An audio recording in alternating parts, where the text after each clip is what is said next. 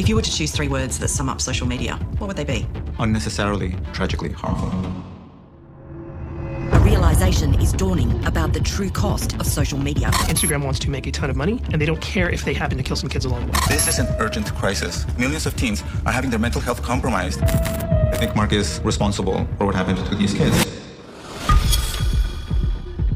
दिमाग एक hyper connected super computer की तरह होता है। अगर एक वक्त में दिमाग को 100 से ज्यादा चीजें दिखाई जाए तो दिमाग प्रोसेस करने में फेल भी हो सकता है, जिसमें डिसीजन पैरालिसिस होता है, यानी कि छोटी सी छोटी बातें भी समझना बहुत मुश्किल हो जाता है और साथ में कंफ्यूजन भी पैदा होने लग जाती है। जरूरत से ज्यादा इन्फॉर्मेशन मिलने की वजह से दिमाग ओवरलोड हो जाता है, जिसकी वजह से दिमाग डिप्रेशन, एंग्जाइटी और स्ट्रेस का शिकार बन जाता है और अनवांटेड थॉट्स भी आने लग जाते हैं। अगर दिमाग को एक वक्त में ज्यादा इन्फॉर्मेशन मिल रही है तो दिमाग की डिसीजन मेकिंग पावर कमजोर पड़ सकती है, जिसकी वजह से दिमाग जरूरत से ज्यादा ओवर थिंकिंग करने लग जाता है और हमेशा बेचैनी महसूस करता है। रेस्ट करने के बाद भी हमेशा रेस्टलेस फील होता है। ज्यादा डेटा रिसीव होने की वजह से एक बोटल नेक इफेक्ट पैदा हो जाता है, जैसे एक छोटी सी पाइपलाइन के अंदर बहुत सारा कचरा भर देना। अगर किसी इंसान को एक वक्त में 100 से ज्यादा चीजें दिखाई जाए तो उसका दिमाग क्रिएटिविटी, डीप थिंकिंग और इंटेलिजेंसी को ब्लॉक कर देता है और वो इंसान कभी जीनियस नहीं कहलाएगा। ये इन्फॉर्मेशन आपके दुश्मन के लिए एक 30R बॉम्बा से बहुत ज्यादा खतरनाक है, मगर एक ही वक्त में 100 से ज्यादा चीजें दिखाना ये तो नामुमकिन है। ये तुम कैसे करोगे?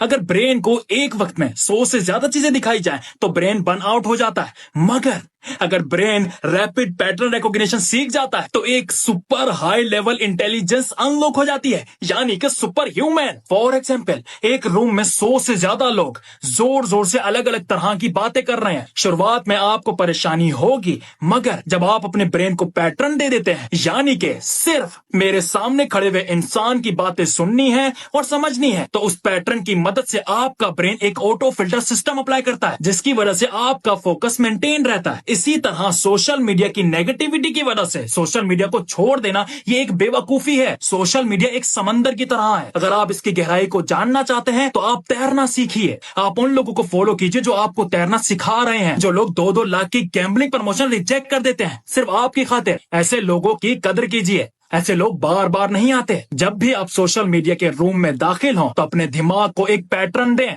सिर्फ जरूरी चीजें।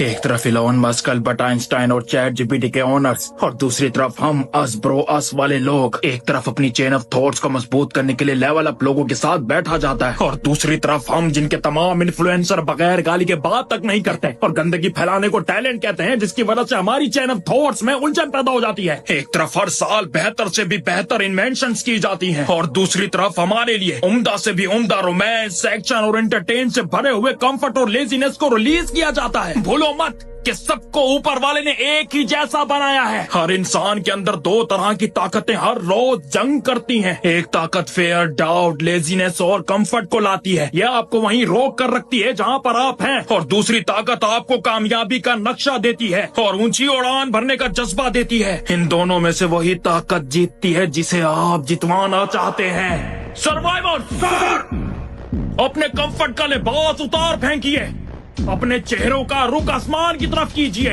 और बादलों को चीरते हुए अपने आप को गंदगी से बहुत दूर ले जाइए।